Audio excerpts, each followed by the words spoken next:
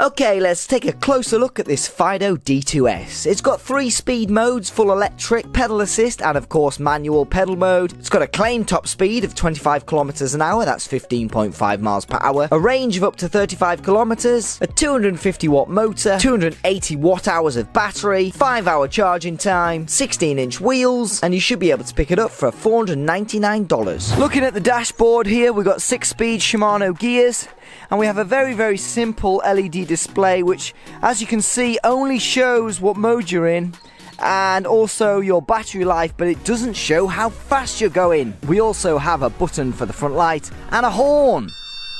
Get out of my way! Braking wise, the Fiido uses 2 mechanical disc brakes, front and back, which should mean very effective braking. One of the biggest pulls about this bike in particular is the rear suspension mechanism, which does a great job at absorbing the bumps and the cracks. It also means you can jump off curbs, no problem. And speaking of comfort, you're definitely going to appreciate this nice wide and comfortable saddle which holds your peach nicely. Another nice addition to this Fiido bike are 2 really good quality mudguards that really stay in place. They don't shift much, which is great, so they'll stop your bum from getting wet. The pedals seem basic but pretty decent quality, and thankfully they do fold away as well. The overall build quality of the Fiido bike really surprised me. Straight out of the box you felt how solid it was. I was really surprised, considering it's a budget bike, that it has this kind of good build quality, but I'm not a massive fan of all these exposed wires though. The Fiido bike in its folded form is about as practical as you can get for folding down a bike. It gets pretty small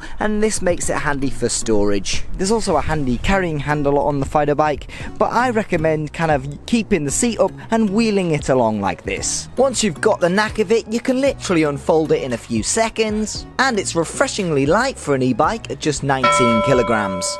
One of my main gripes with this bike is that even though the battery is nice and stealthily stored in the bike, it's not easily removable unless you've got a posi driver, a screwdriver with you at all times. But you can simply charge it by plugging it in somewhere under there. Okay, so that's the bike. Let's see what she can do.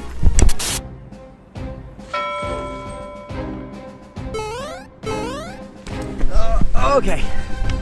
Yeah, absolutely no qualms about the brakes on this bike. They're very good indeed, as expected. Even in the cold, wet conditions, this bike stopped in a heartbeat thanks to those 2 mechanical disc brakes, so I think that's really good. Let's move on. Alright, speed test in moped mode or full electric mode. As you will see, the acceleration is very slow, gradual acceleration, and we should only hit about 20 kilometers an hour. Top speed, okay, 21, but that's the best you'll get. If you're willing to put in the extra lead work, the pedal assist will help you get a little bit faster. I'm really going for it here, and I can just about hit 25 kilometers an hour.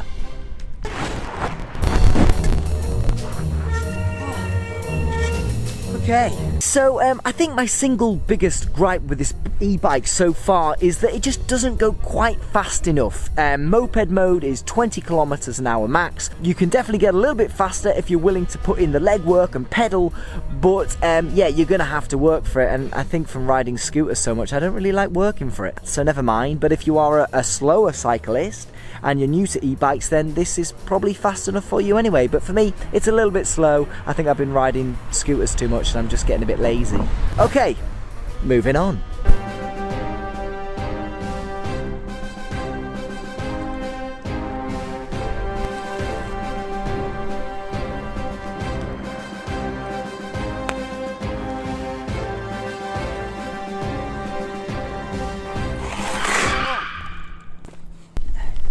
Okay, so not much of a problem when it comes to hills, as long as you're willing to put in that extra legwork and use the pedal assist and the moped mode at the same time, which is, by the way, how I'm pretty much using this bike all the time, is pedaling and using the moped mode to get that extra speed. But that's why the pedals are there, to pedal. So, pedal.